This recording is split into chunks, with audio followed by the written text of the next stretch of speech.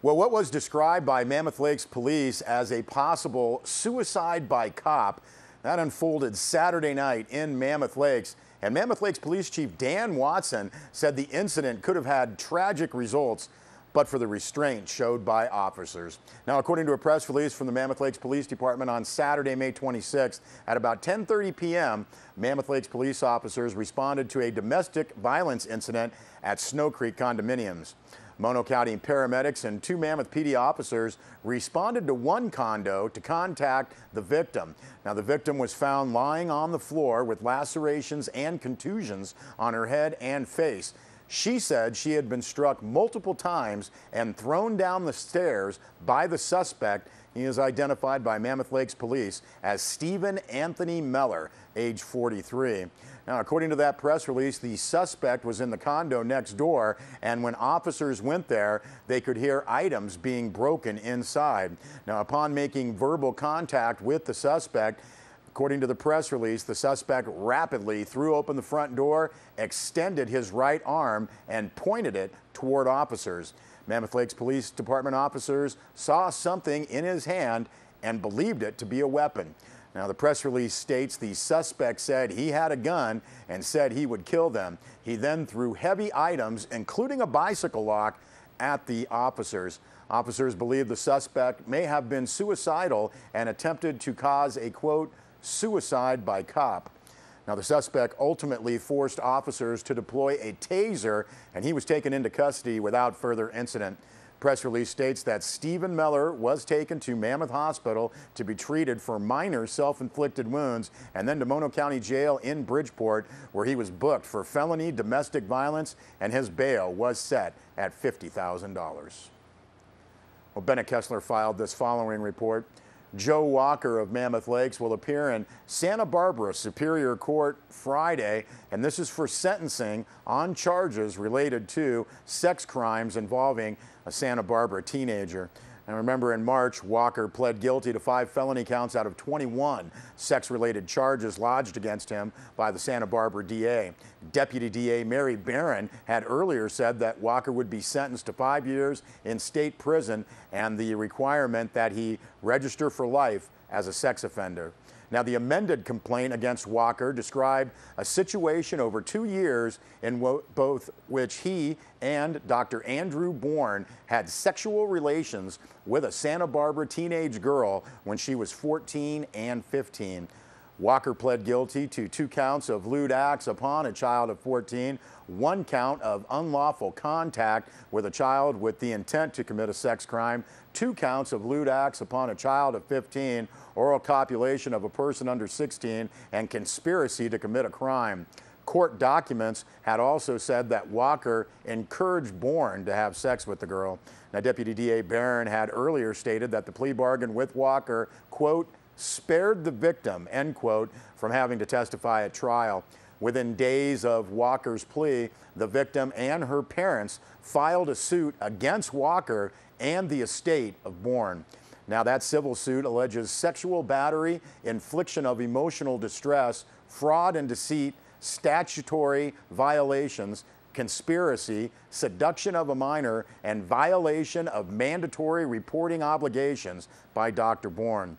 The suit alleges that the female victim has suffered, quote, severe emotional distress with lifelong consequences, end quote. Now contacted for an update on this lawsuit, attorney Chris Coase of Santa Barbara, who represents the girl and her parents, said that Walker's attorney, Sam Eaton, quote, fell and broke his leg, effectively putting everything on hold for a few weeks. Now, attorney Coase said he had hoped to receive written discovery from Eaton, but has received nothing so far. Well, it was a big day last Wednesday for the Eastern Sierra.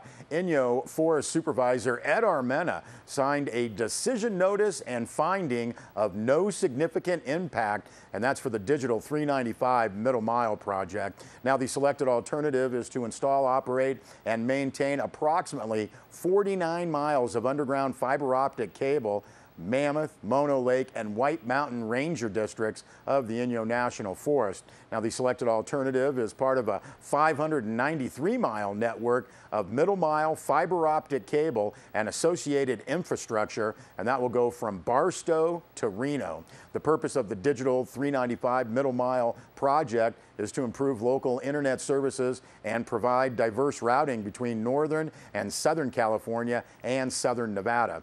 Installation of the fiber optic cable is expected to begin this summer and be completed in 2013. Now, the decision, notice, finding of no significant impact, and environmental assessment are available for review at the Inyo National Forest Supervisor's Office in Bishop, or online. You can go to digital395.com and you'll want to look under environmental assessment. Now, the decision is subject to appeal pursuant to regulations. You can contact Forest Planner Supervisor Susan Joyce at 760-873-2516 if you have questions about the project or appeals procedures.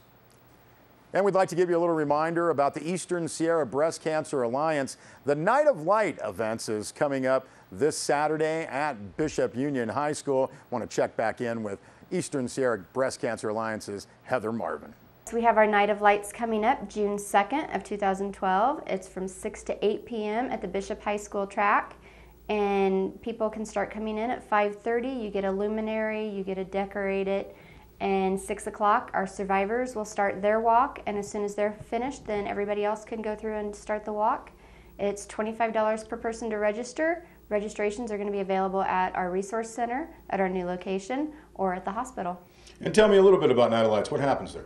At the Night of Lights, it's for pretty much any cancer, as long as you got cancer, anybody that's had cancer, you come, you make a donation, you walk, we've got music, you can bring your picnic basket, a blanket, and just kind of kick it, have fun, raise a little money, because it all goes right back into the community. So we have our Night of Lights coming up June 2nd of 2012. It's from 6 to 8 p.m. at the Bishop High School track, and people can start coming in at 5:30. You get a luminary, you get to decorate it, and 6 o'clock our survivors will start their walk, and as soon as they're finished, then everybody else can go through and start the walk. It's $25 per person to register. Registrations are going to be available at our resource center, at our new location, or at the hospital. And tell me a little bit about Night of Lights. What happens there?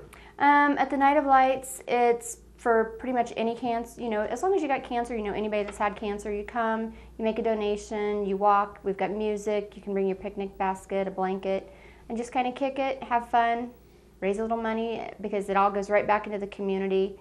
Well, we know a lot of folks are going to be having a good time at the Night of Lights this Saturday at Bishop Union High School. You can get some more information how you can participate. Go to the website esbca.org or call 760-872-3811. We'll be back with more news.